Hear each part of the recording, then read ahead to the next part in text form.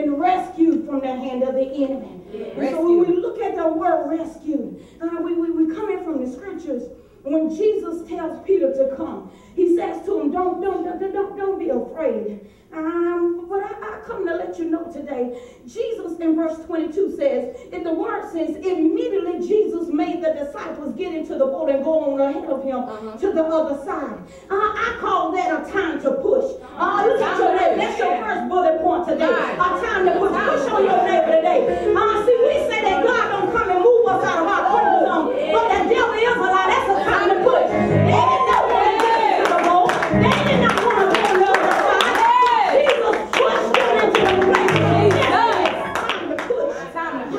When your time to go and grow is near Jesus' will, he will press you. And he will set time in motion to thrust you into the place that you need to go. That he won't allow you to think about it. In other words, it's time, because we talked about in the Sunday school lessons about the promises. So when the promises have already been spoken, the promises are in the timeline. So when I get to point B in my life, I may not mentally, physically, emotionally be in the right standing with God, but because I have got to point B, Jesus would do this to us. Because I have got to point B, he'll push me to the next level.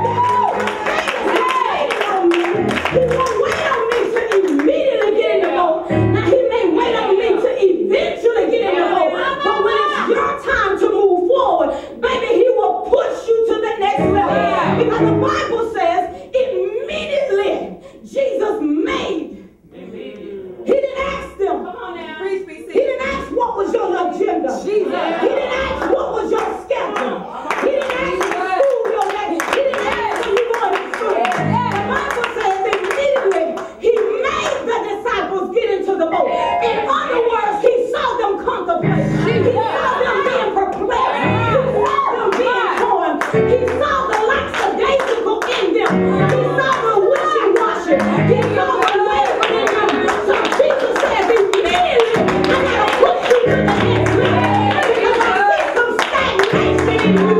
And if I don't get you there, you ain't going there. But God is gonna do something.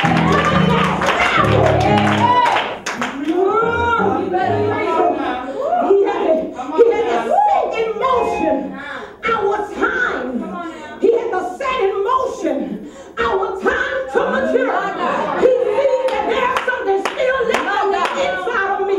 So he got to push us to a place called maturity. No, I don't want to do what God is calling me to do, but God will step in on my behalf.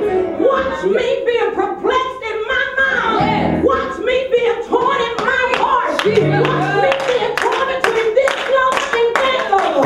Watch me being torn between this situation and that one. But my God will come in on my behalf. Even though I don't want to get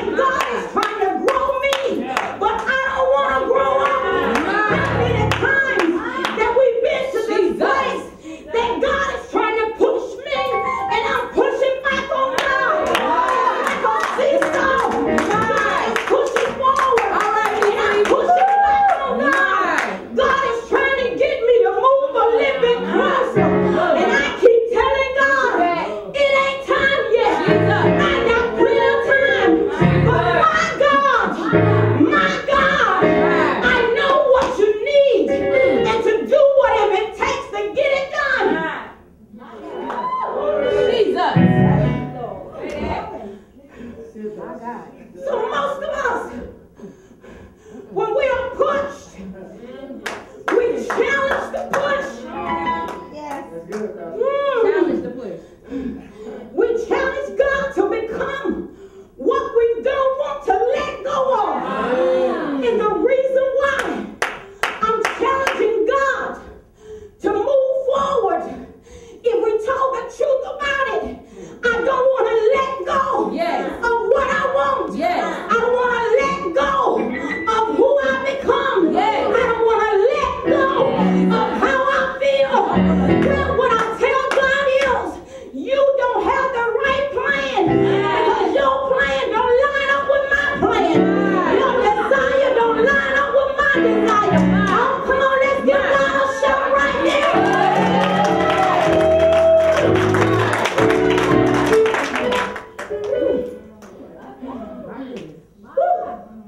What we are not ready for, what we don't want in our schedule, will push us back and find a reasonable excuse to remain. Reasonable. My God. As long as the reason is fitting me, it's a reasonable excuse.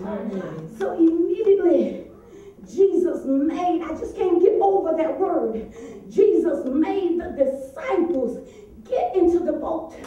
Well, as a pastor, if I look at Xavier, and Xavier is my disciple, this is one of the sheep, and I'm watching him, I'm out ministering, I'm out doing God's will.